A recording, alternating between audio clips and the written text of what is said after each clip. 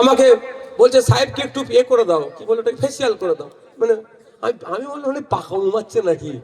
দেখি একজন ভদ্র মহিলা এসে একটা যে ব্যাগের মতো নিয়ে এসে আমার কাছে হাজির, বলছে স্যার ওই রুমে চলুন। আমি কেন যাবো গো? বলছে না আপনার মুখ করে ফেস করে দেবো। আমি বললাম, না আমার ফাটাফুটি যা আছে ওই ভালো, আমাকে দিতে হবে না। তো আমার সেটা জ্ঞান হলো তো যে বেটাটা সন্ধ্যেবেলা মুখে ফেস পাউডার টেস্ট পাউডার লাগিয়ে বসে আমাদেরকে বোকা এরা বানায়। এই বোকামোটা বন্ধ করতে হবে। আর এই বোকামোটা যখন আমি বন্ধ করার কথা বলছি, যেখানে মুসলমান আছে বেশি সেখানে গিয়ে নওশাদ সিদ্দিকী বিজেপির দালাল, আর যেখানে আমার হিন্দু সমাজের মানুষ একটু বেশি আছে সেখানে গিয়ে বলেন মাথায় টুপি মুখে দাঁড়িয়ে ওর কেন দল তোরা করবি। কিন্তু আপনাদের বলে যায়, এই জেলায় দক্ষিণ দিনাজপুরের চোপড়াতে আদিবাসীদের 40টা বাড়িতে আগুন লাগিয়ে দিয়েছিল, কোন শুভেন্দু অধিকারী পৌঁছায়নি, কোন সুকান্ত মজুমদার পৌঁছায়নি, কোন বিজেপির নেতা পৌঁছায়নি।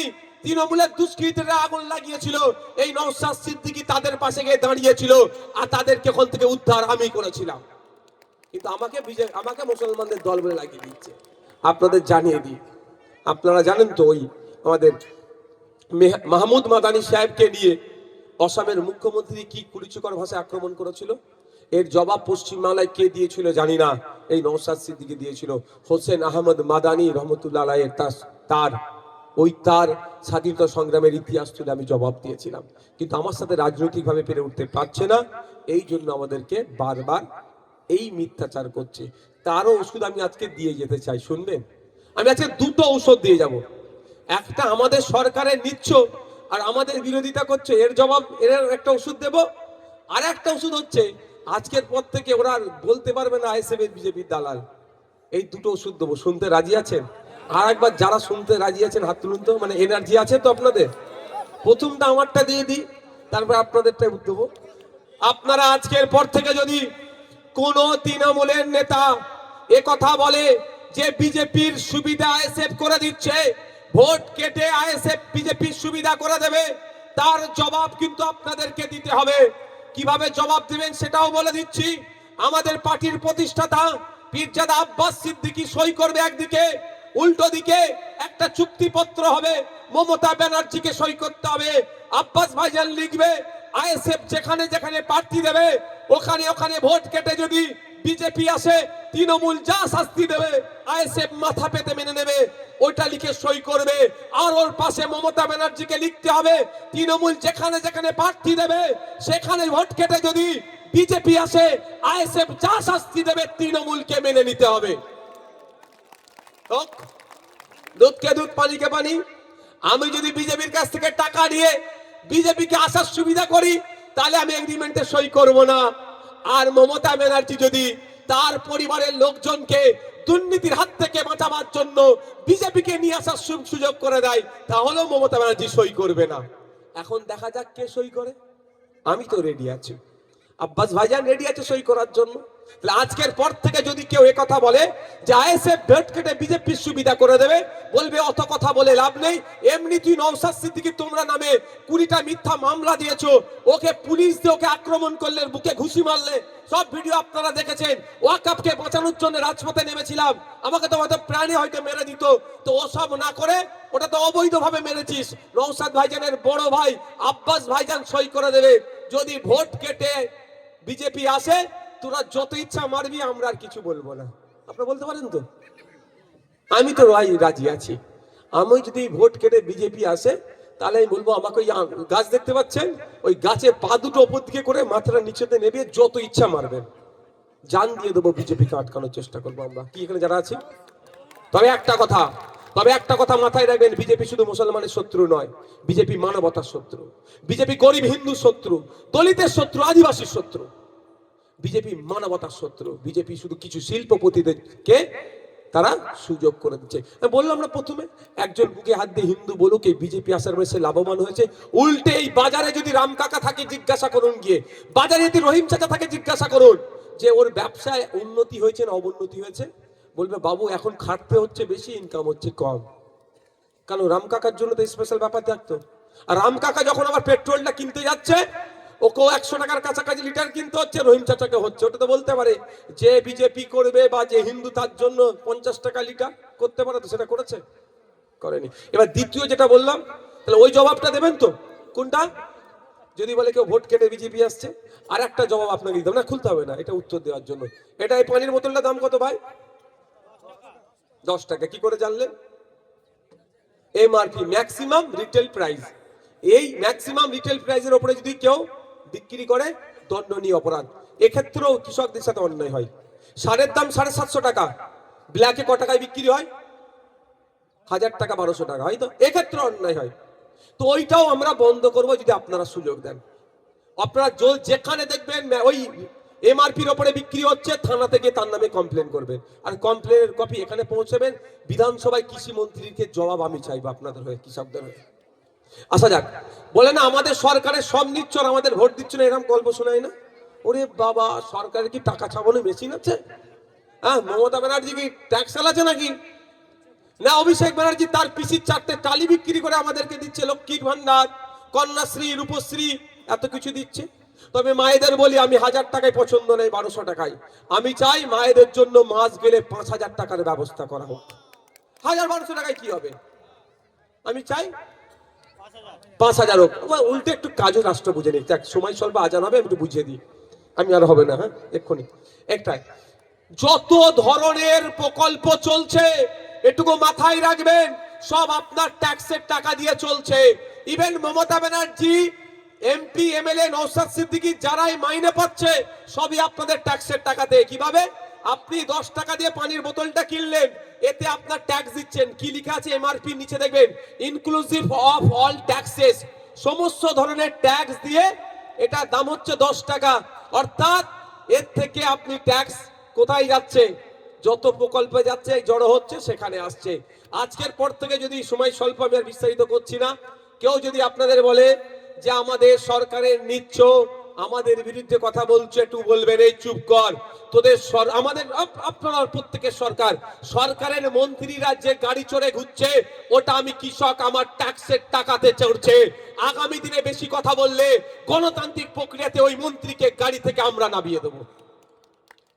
বুঝতে পেরেছেন কি বলছি? আপনাদের সরকারের উল্টে আপনি সরকারের গাড়িটা চালানোর সহযোগিতা করছেন, কিন্তু আপনাদের বলা হচ্ছে কি, ভুল বোঝানো হচ্ছে। একটা সকাল থেকে রাত পর্যন্ত যা আমরা করি সবেতে ট্যাক্স দিই। সকালবেলা উঠে দাঁত মাজি না, ব্রাশ আর পেস্ট দিয়ে মাজি, তো ওই ব্রাশটা কিনতে গেলেও ট্যাক্স লাগেছে, মাজনটা কিনতে গেলেও ট্যাক্স লেগেছে। আর ঘুমানোর সময়, যদি এখন ঠান্ডাকাল বলে পাখা চালাচ্ছি না, ঠান্ডাকাল বলে পাখা চালাচ্ছি না, তো গরমকালে তো পাখা চালাই, পাখাটা যখন চালাই বিদ্যুৎটা খরচ করি, ওই বিদ্যুৎটা কিনতে গেলেও আমি ট্যাক্স দিয়ে কিনি। সুতরাং এই ট্যাক্স যেগুলো হচ্ছে এক জায়গায় জমা হয়, ওই ট্যাক্সটা কোথায় জমা হয়ে? একটা কেন্দ্রতে যায়, একটা রাজ্যে থেকে যায়।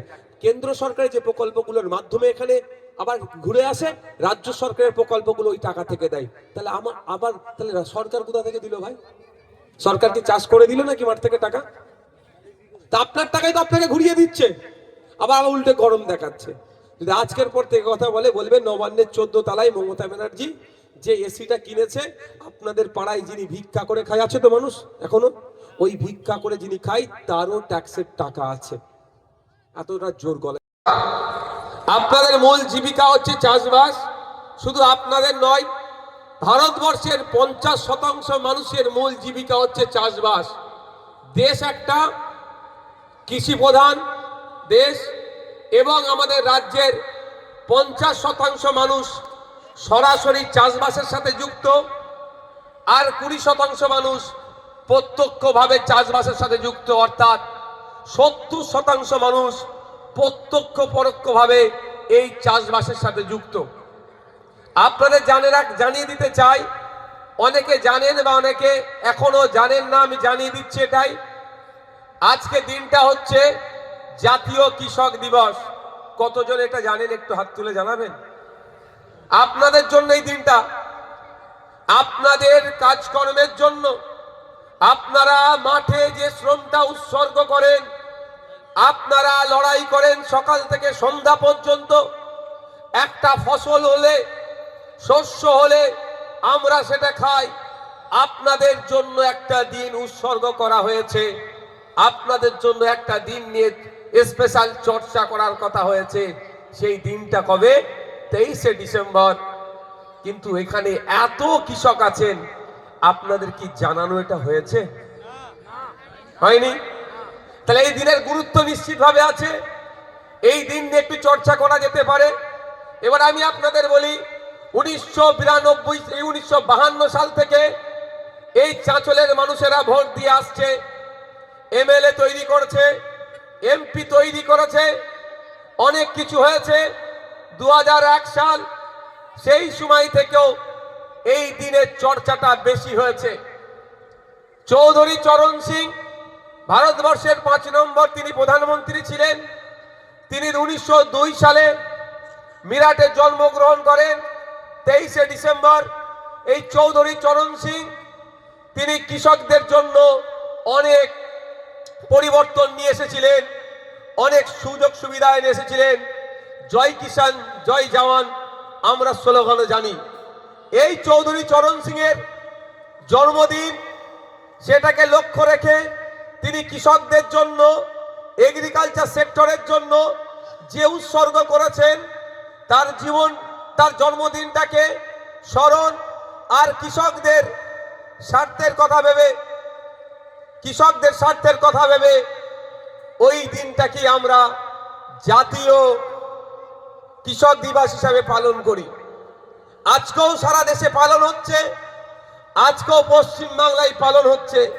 কিন্তু এখানে এত কৃষক আছেন, আমার মনে হয় 1 থেকে 2 জন কৃষক ছাড়া এই দিন সম্পর্কে আপনারা জানতেন না, তাই তো নাকি? এইবারই আপনাদের বুঝতে হবে কেন আইএসএফ কে আটকানো হচ্ছে, কেন আইএসএফ হলে করলে মারধর করে দিচ্ছে, কেন আইএসএফ করলে মিথ্যা মামলা দিচ্ছে। শুভেন্দু অধিকারী এসে মাল্লাতে প্রোগ্রাম করে যাবে, কোনো সমস্যা নাই। যোগী আদিত্যনাথ প্রোগ্রাম করবেন, বিজেপির নেতারা প্রোগ্রাম করবেন, যারা সাম্প্রদায়িক কথা বলে তারা প্রোগ্রাম করবে, কোনো সমস্যা নাই। নওশাদ সিদ্দিকী প্রোগ্রাম করলেই কেন আটকাওয়ার চেষ্টা হয়, নিশ্চিতভাবে আমার বক্তব্যের শুরুতে আপনারা বুঝতে পেরেছেন। কারণ যে দিনটা আপনাদের জন্য উৎসর্গ, সেই দিন সম্পর্কে আপনাদের জানানো হয়নি। তাই আমি এই বিষয়ে চর্চা যদি সময় পাই করব। আমি আজকে কৃষিকাজের উপরে বক্তব্য দিতে চাই, আপনারা শুনবেন না কে চোরকে ডাকাত তার কথা বলবো সেটা শুনবেন? কোনটা শুনবেন? আমি কিন্তু আমি দুটোই শুনবেন। চোর ডাকাত তার বলতে লাগবে, সবে চোরের মাথা কোথায়? কালীঘাটে বসে আছে, বড় চোর বসে আছে নবান্নে ওখানে। এটা এক কথায় উত্তর। আমার আগে আমাদের মায়েরা বসার জায়গা আছে, মায়েদের একটু আগিয়ে দেন তো, ওইখানে মায়েরা বসার জায়গা আছে। আমার আগে মুকুলদা তো ছন্দের তালে তালে চোরেদেরকে বিসর্জন দিতে হবে কোথাও বললেন। আমি আপনাদেরকে আজকে যদি সময় পাই অন্যান্য বিষয় চর্চা করব, কৃষিকাজের উপর একটু বলতে চাই। কারণ কি বলুন তো, আমি যেখানকার বিধায়ক সেটাও কৃষি প্রধান এলাকা। আমার কৃষিকাজের প্রতি মানে কৃষকদের প্রতি একটা মনের টান আছে। সেই সূত্রে বারবার আমি এই সওয়ালগুলো করি, আর আজকে আপনাদেরকে এই বিষয়ে একটু সচেতন করতে চাই। আমি মূল বিষয়ে আসবো। পশ্চিম বাংলায় রাজ্য সরকারের একটা পলিসি আছে, সরবার আমি দীর্ঘায়ু কামনা করি। কিন্তু আপনারা বলুন, আমাদের এলাকায় খোঁজ নিলে দেখা যাবে 25 বছরের কৃষক, 18 বছরের ঊর্ধ্বে বা 60 বছরের নিচে অনেক কৃষক কিন্তু মারা গিয়েছে। এই তথ্য আছে তো? কৃষকরা মারা গেলে কৃষক ডেথ বেনিফিট হিসাবে 2 লক্ষ টাকা ক্ষতিপূরণ পাবে তার পরিবার। আপনারা বলেন কতজন এটা জানতেন? পাওয়া তো দূরের কথা, কতজন এটা জানতেন? একবার করে হাত তুলে বলুন, কেউ জানতেন?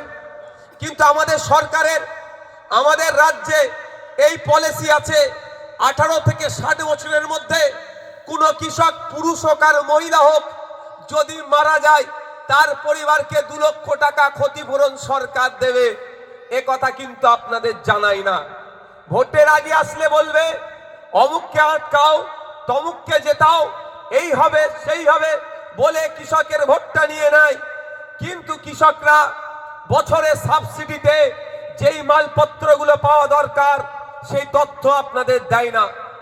আপনাদের বলে রাখি, আপনারা কৃষক, আপনাদের সহযোগিতার জন্য ব্লকে আপনাদের ট্যাক্সের টাকা থেকে একটা অফিসারকে রাখা আছে, assistant director of agriculture. ADA। আপনারা এখানে কৃষকরা আছে বলুন, এই ধরনের একটা পদ আছে। ব্লকের যত কৃষকদের সমস্যা ওই অ্যাসিস্ট্যান্ট ডিরেক্টর অফ এগ্রিকালচার সাহেব সব সমাধান আপনাদের করবে। এই ধরনের পদ আছে বা এই ধরনের অফিসার থাকে কৃষকদের সমস্যা সমাধানের জন্য। কজন জানতেন একটু হাত তুলে আমাকে দেখান। কিন্তু এখানে কৃষক যারা একটু হাত তুলুন তো, যারা কৃষক।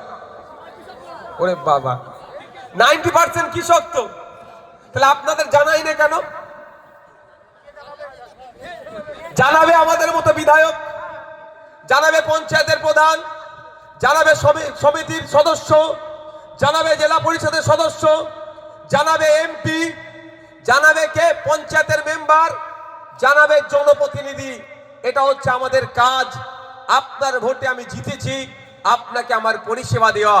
পরিষেবা দিতে না পারলেও কি কি পরিষেবা পেতে পারেন সেটা জানানোর কর্তব্য আমাদের মধ্যে পড়ে।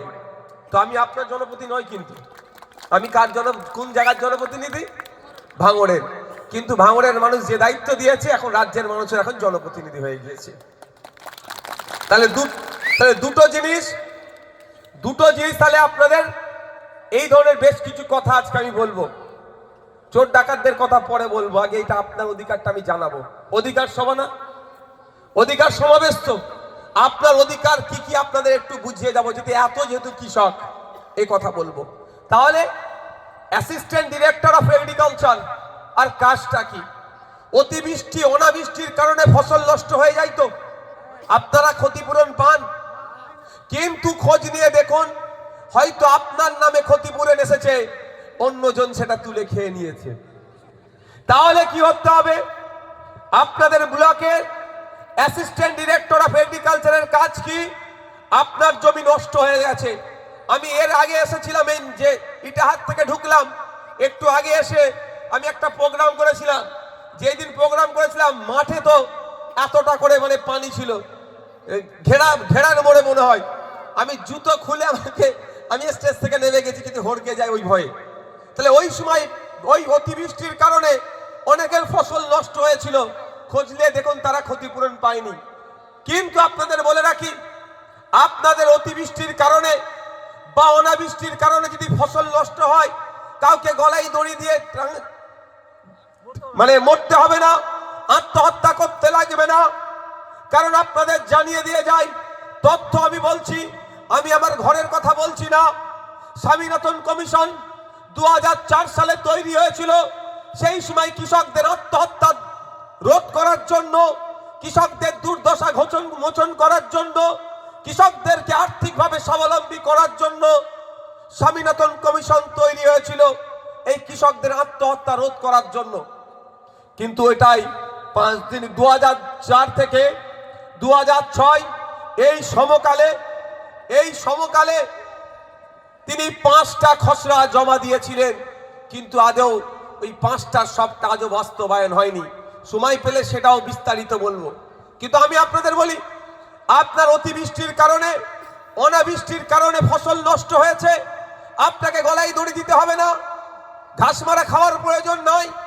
কারণ মাথায় রাখবেন, গ্রস ভ্যালু অ্যাডেড যেটা প্রতি বছরে থাকে, আপনাদের থেকে গ্রস ভ্যালু অ্যাডেড যেটাকে GVA বলা হয়, সেটা দেশের যেটা আছে তার 17.7% আপনাদের সেক্টর থেকে আসে। আপনাদের মেহনত করার জন্য দেশের অর্থনীতির চাকা ঘুরছে, আপনাদের মেহনত করার জন্য রাজ্যের অর্থনীতির চাকা ঘুরছে।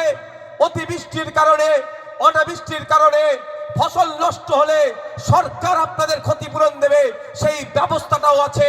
কিন্তু আপনি সেই জায়গায় গিয়ে বলতে পারছি না, দরখাস্ত লিখে জমা দিতে পারছি না, আমার জমির নাম্বার এত, দাগ নাম্বার এত, খতিয়ান নাম্বার এত পরিমাণ জমি সরষে চাষ করেছিলাম, আলু চাষ করেছিলাম, ধান চাষ করেছিলাম বা সবজি চাষ করেছিলাম, অতিবৃষ্টির কারণে অনাবৃষ্টির কারণে নষ্ট হয়ে গিয়েছে, আমার ক্ষতিপূরণের ব্যবস্থা করে দাও। এই প্রভিশনটা আছে। আপনারা কি ইতিপূর্বে জানতেন? জানানো হয়নি। নওশাদ সিদ্দিকীকে কেন আটকানো হয় বুঝতে পারছেন? এবার আমি ভোট চাইতে আসিনি আজকে। ভালো লাগলে ভোট দেবেন, না লাগলে দেবেন না। কিন্তু আমি আপনাদের অধিকার আজকে জানিয়ে দিতে চাই যে আপনারা কি কি পেতে পারেন আর আপনাদেরকে কি দেয়া হচ্ছে। আপনারা জানেন কৃষিজ যে যন্ত্রপাতিগুলো আছে, ধান কাটা মেশিন থেকে ট্রাক্টর, ধানে স্প্রে করা মেশিন পর্যন্ত সময়ের সাথে সাথে সাবসিডিতে পাওয়া যায়। কিন্তু আপনারা কজন পেয়েছেন? আমি একটা ছোট্ট উদাহরণ দিচ্ছি, আপনারা প্রত্যেকের বাড়িতে ওই কি পিঠে যেটা থাকে গো, স্প্রে মেশিন প্রত্যেকের কৃষকের বাড়িতে আছে তো? আপনারা তাহলে কি সবার ভাড়া নিয়ে চালান নাকি? মন্ত্রীর মাস গেলে মাইনে হচ্ছে 1.5 লাখ টাকা, আপনারাই দিচ্ছেন। মমতা ব্যানার্জি দিচ্ছে না। কালীঘাট থেকে টাকা ছাপানোর মেশিন নাই, যে টাকা ছাপিয়ে দিচ্ছে এই চাঁচলের, এই রতুয়ার, এই মুর্শিদাবাদের, এই ভাঙড়ের কৃষকদের হাড় ভাঙা খাটুনি, মাথার ঘাম পায়ে ফেলে যে টাকা ইনকাম করছেন, ওখান থেকে ট্যাক্সের টাকাগুলো কালেক্ট হচ্ছে। ওই টাকা থেকে 1.5 লক্ষ টাকা মাইনে আপনারাই দিচ্ছেন। আপনাদের দুর্দশাগুলোকে মোচনের জন্য একটি লোক রেখেছেন। আমি এই ভাষাই বলছি, একটি লোক রেখেছেন,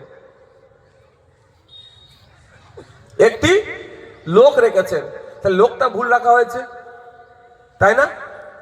সঠিক লোক রাখলে তাহলে ওই কেরলেরটা দেখতো, মধ্যপ্রদেশকে দেখতো, উত্তরপ্রদেশটা দেখতো, পাঞ্জাবকে দেখতো, হরিয়ানাকে দেখতো, সর্বোপরি মেঘালয়কে দেখতো। আরে ওরাও কৃষক, আমরাও কৃষক।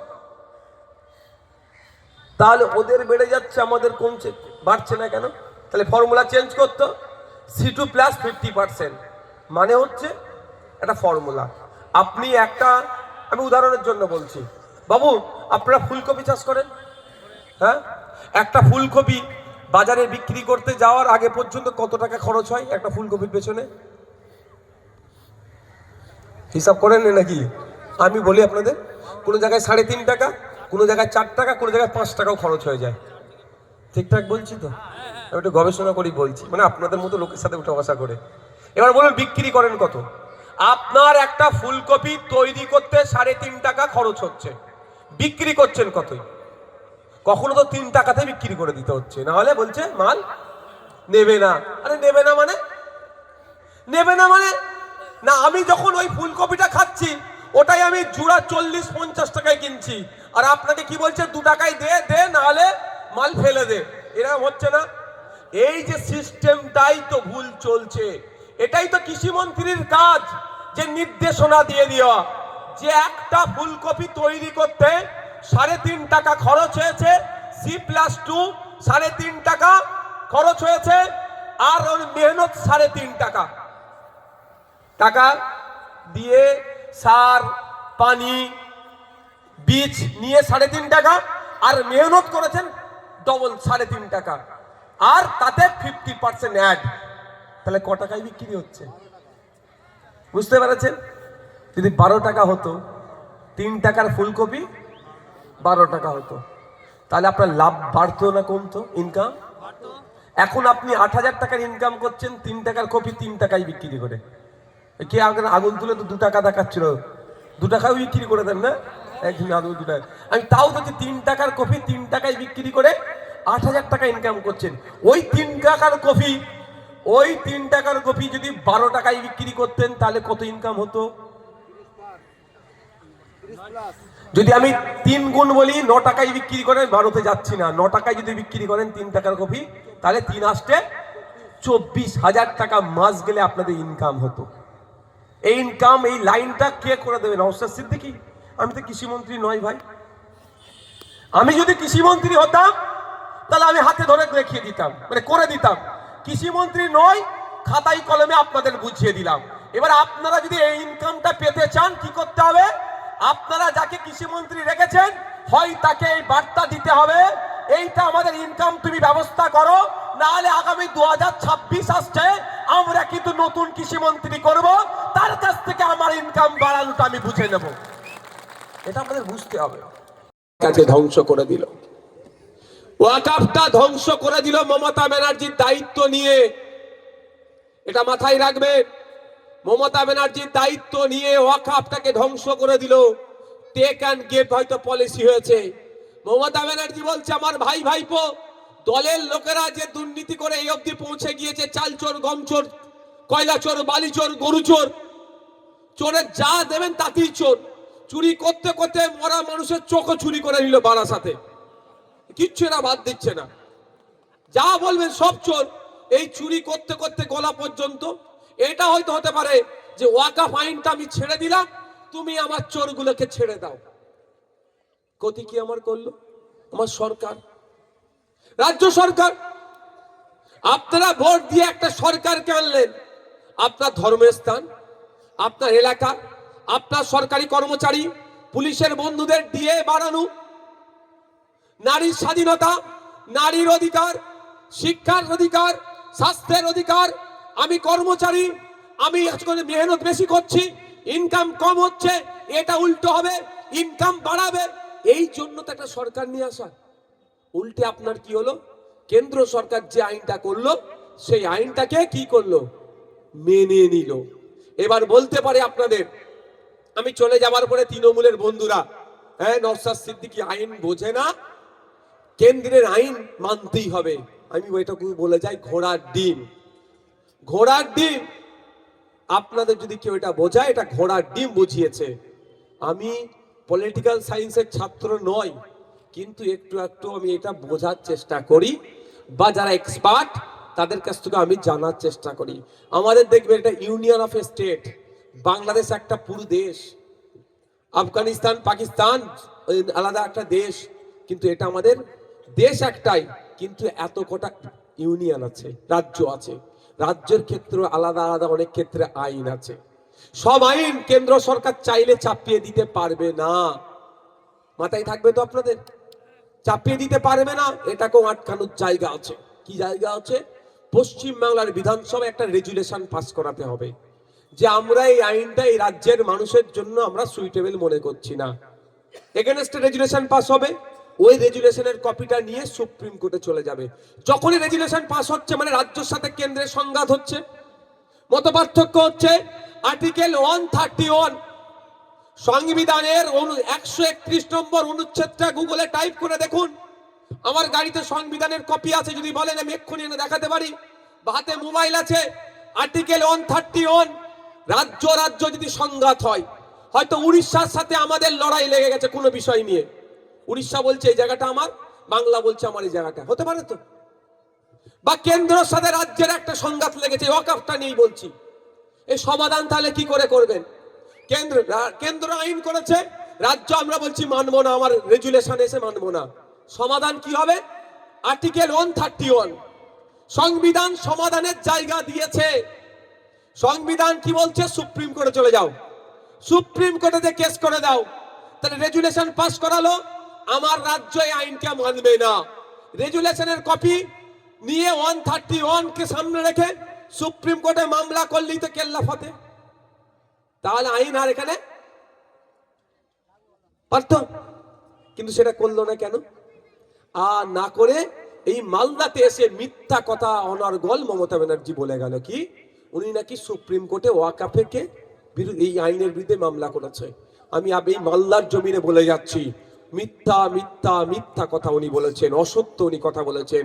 যদি উনার দলের নেতাদেরকে আমি চ্যালেঞ্জ করে যাচ্ছি, যদি মামলা করে থাকে ডায়েরি নাম্বার হয়, কি বললাম? সুপ্রিম কোর্টে ডায়েরি নাম্বার বলে বা মামলা নাম্বার প্রচলিত ভাষায় বলছি, সেটা দিতে বলুন। চ্যালেঞ্জ করছি, দিতে পারবে না। কারণ এতটুকু মনে রাখবেন, নওশাদ সিদ্দিকী জেল জরিমানা খেয়ে খেয়ে এই বিষয়টা কিছুটা হলেও পোক্ত হয়েছে। ভুলভাল তুমি দিয়ে দেবে, নওশাদ কিন্তু চেক করবে। বুঝতে পেরেছেন? তাহলে মিথ্যা কথা বলছে। তাহলে মমতা ব্যানার্জি চাইলে পশ্চিম বাংলায় এই আইনটাকে আটকাতে পারতো, কিন্তু তিনি আটকালেন না।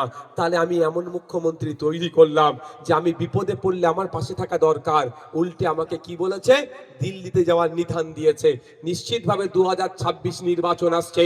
আমার মাদ্রাসা, মসজিদ, ঈদগাহ, কবরস্থান যখন বিহাত হয়ে যাচ্ছিল, মমতা ব্যানার্জি তখন আমাকে কি বলেছে? দিল্লিতে গিয়ে আন্দোলন করো। আর যারা আন্দোলন করছিল তার মধ্যে প্রচুর মানুষের নামে মামলা দিয়েছে।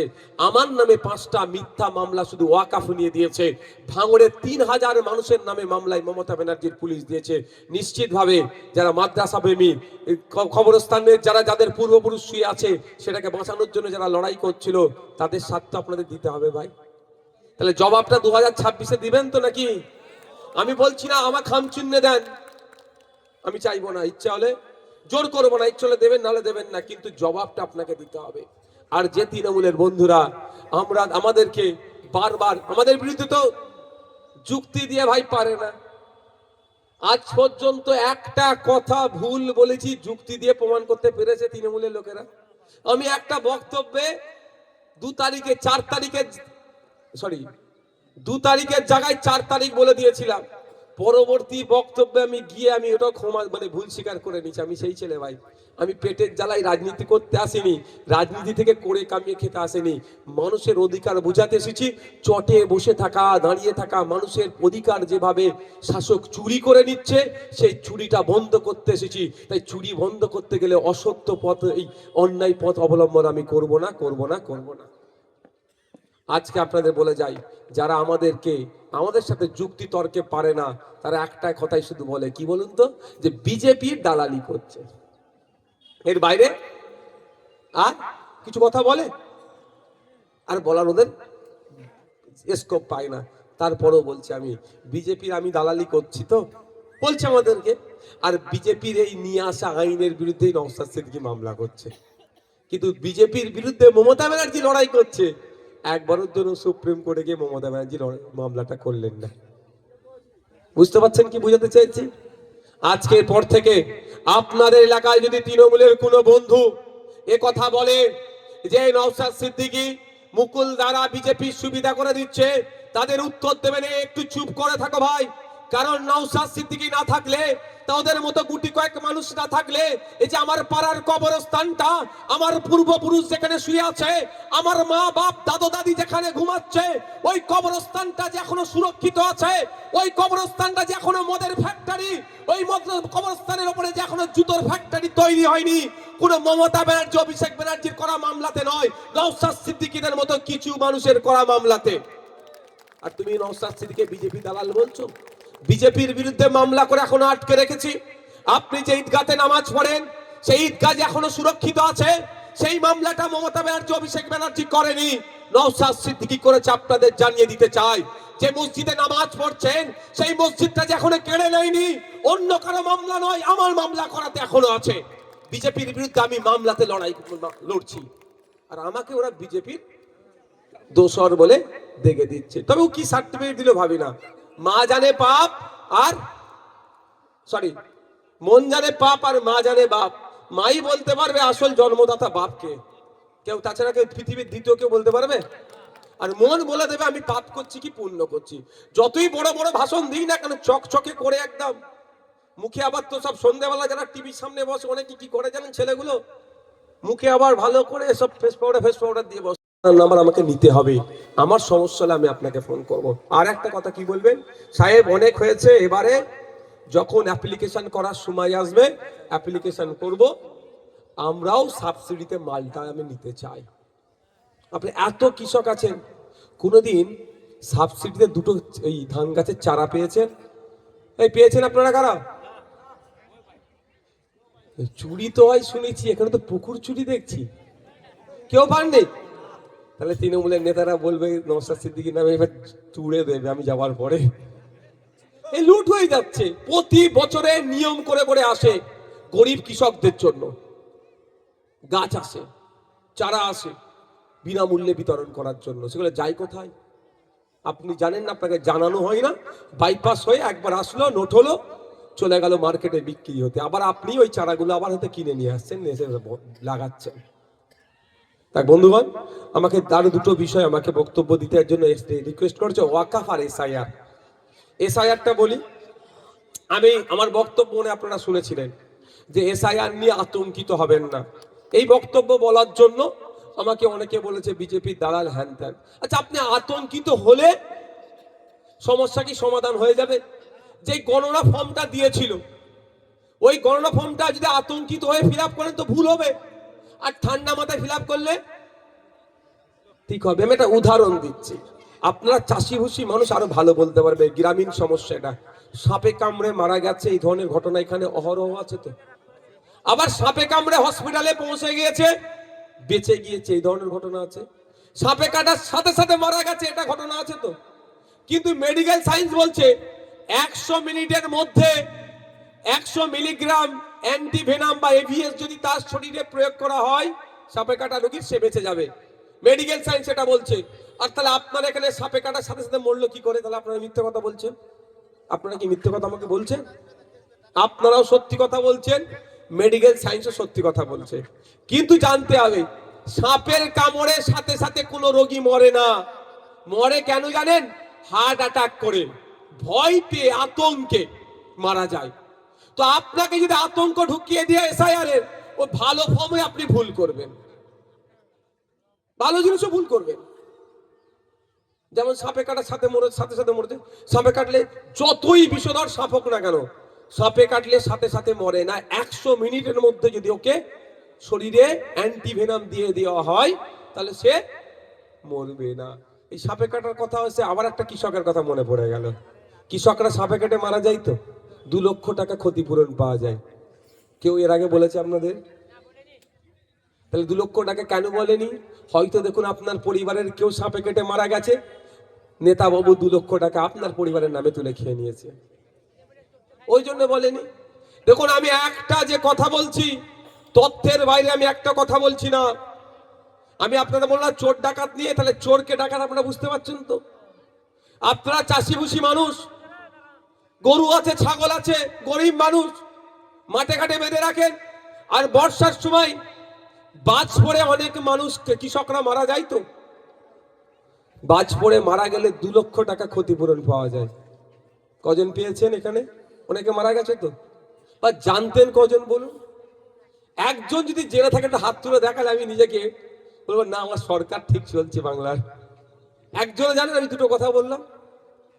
তাহলে কোথায় যাচ্ছে টাকাগুলো? জানাচ্ছে না কেন? জানাচ্ছে না এই জন্যই হয়তো আপনার এখানে কেউ বাজ পড়ে মারা গেছে বলে কারো সর্বনাশ, কারো পৌষ মাস। কেউ মারা গেছে তার সর্বনাশ, আর পৌষ মাস হচ্ছে ওই নেতাগুলোর, যে ওর মাথার টাকাটা তুলে আমি নেবো। যাক, এসআইআর। তাহলে ফর্ম পেয়েছেন, মাস্টার ফর্ম দিয়েছে, আপনারা বাধ্য ছাত্রের মতো ফিল আপ করে জমা দিয়েছেন। একটা করে কপি আপনাদের কাছে আছে তো? ওটা ভালো করে যত্ন করে রাখুন। ওই কপিটা ভালো করে যত্ন করে আপনারা রাখবেন। আপনাদের জানিয়ে দিতে চাই, কে শুভেন্দু অধিকারী, কে মমতা ব্যানার্জি, কেউ আমার ভোটাধিকার কাটতে পারবে না। আর কারো দয়ায় আমার ভোটাধিকার চাই না। আর্টিকেল 326 সংবিধানের 326 নম্বর ধারায় বলা হচ্ছে, 18 বছরের ঊর্ধ্বে প্রত্যেকটা ভারতীয় নর নারীর ভোটদানের স্বাধীনতা দেওয়া হচ্ছে। মাস্টার সাহেব যদি আমার উত্তরপত্র সঠিক দিয়েছে, আমার উত্তরপত্র কেটে দিয়ে যদি আমাকে শূন্য দেয়, আপনারা নিশ্চিন্তে থাকবেন। চাঁচল হতে পারে, রতুয়া হতে পারে, মালদা হতে পারে, মুর্শিদাবাদ হতে পারে, উত্তর 24 পরগনা, দক্ষিণ 24 পরগনা দেখার দরকার নাই। আপনাদের কাজ হবে ওই ঘরে যে একটা রিসিভ কপি আছে ওটাকে যত্ন করে রাখা। যদি আপনার নাম অন্যায় ভাবে কাটে, আপনার পাশে কেউ থাকুক আর নাই থাকুক, খাম চিহ্ন আপনার পাশে থাকবে, নওশাদ সিদ্দিকী থাকবে, আইএসএফ আপনার জন্য লড়াই করবে। আপনারা নিশ্চিন্তে থাকবেন, ভয় পাবেন না। কারো দয়ায় নাগরিকত্ব, সরি ভোটদানের ভোটাধিকার কেউ আমার দরকার নেই, আর কেউ আমার ভোটাধিকার কাড়ার কারো ক্ষমতা নেই। সংবিধান আপনাকে আমাকে সেই পাওয়ারটা, অধিকারটা দিয়েছে। আপনাদের কাজ কি হবে? বাই চান্স কারো নাম কেটে গিয়েছে, ওই যে ভুলভাল কাজ করছো, কাজ করবেন না। কেউ বিষ খেয়েছে, কেউ গলায় দড়ি দিয়েছে, একদমও কাজ করতে যাবেন না। আমি অনুরোধ করছি আপনাদের। কেন কাজ করবেন আপনারা? আপনাদের পূর্বপুরুষ, আপনারা কি সব বেড়া টপকে এসেছেন? কেউ পাকিস্তান থেকে এসে বসে আছেন নাকি এখানে? না, আফগানিস্তান, বাংলাদেশ, মায়ানমার থেকে এসেছেন। আপনার আমার পূর্বপুরুষ দেশের স্বাধীনতা সংগ্রামে লড়াই করেছে। আপনার আমার পূর্বপুরুষ ব্রিটিশদেরকে তাড়িয়েছে। আর আপনি আমি ভয় পেয়ে যাব? তখন তো এত যোগাযোগ ছিল না ভাই, ইন্টারনেট, ফোন টোন। তো আপনার পূর্বপুরুষ বিনয় বাদল দীনেশ, আশফাকুল্লাহ ক্ষুদিরাম, আকরাম খান সাহেব, ফুরফুরার পীর আবু বকর সিদ্দিকী রহমতুল্লাহ আলাইহি থেকে শুরু করে নেতাজি গান্ধীজি, বেগম হযরত মহল, মাতঙ্গিনী হাজরা, পিতিলতা ওয়াদ্দেদার, আপনার আমারই পূর্বপুরুষ তো, তারা লড়াই করে দেশকে স্বাধীন করেছে। আর আপনাকে আমাকে কাগজের ভয় দেখাচ্ছে। ওরা ভয় দেখাচ্ছে, ওই ভয় পেলে হবে না। আপনার হাতে রিসিপ্ট কপি আছে, আপনারা যত্ন করে রাখুন। বাই চান্স যদি কারো নাম কাটা যায়, আমি বলবো কারো নাম কাটা যাবে না। তারপরেও বলছি যদি নাম কাটা যায়, ভয় পাবেন না। মুকুল্লা আছে, যে নেতৃত্বরা আছে, ওদেরকে বলবেন ওই যে মাঠে ভেবা হাটের মাঠে এসে তোদের ভাইজান বলে গিয়েছিল, কারো নাম যদি কাটা যায়, তার পাশে কেউ থাকুক আর নাই থাকুক, নওশাদ সিদ্দিকী থাকবে। তাহলে আমার খমুকের নাম কেটে গেছে, নওশাদ সিদ্দিকীকে আমার খবরটা পৌঁছে দে। এতটুকু কাজ করতে পারবেন তো আপনারা? এতটুকু কাজ পারবেন না? এতটুকু কাজ হবে। ওই যে আপনার বাড়িতে যে একটা কপি আছে, তার জেরক্সটা আমাদের নেতৃত্বের মাধ্যমে আমাদের কাছে পৌঁছে দেবেন। এর বেশি আপনাদের কিচ্ছু করতে হবে না। আমি আপনাদের কথা দিয়ে যাচ্ছি, প্রয়োজনে আপনার এই একটা ভোটারের জন্য যদি দিল্লিগামী ফ্লাইট ধরতে হয়, নির্খরচায় আপনাদের জন্য কথা দিয়ে যাচ্ছি, আমি দিল্লিগামী ফ্লাইট ধরবো, সুপ্রিম কোর্টে মামলা করব। তবে দিদির মতো দিল্লিগামী ফ্লাইট ধরে সেটিং আমি করব না, নিশ্চিন্তে থাকুন।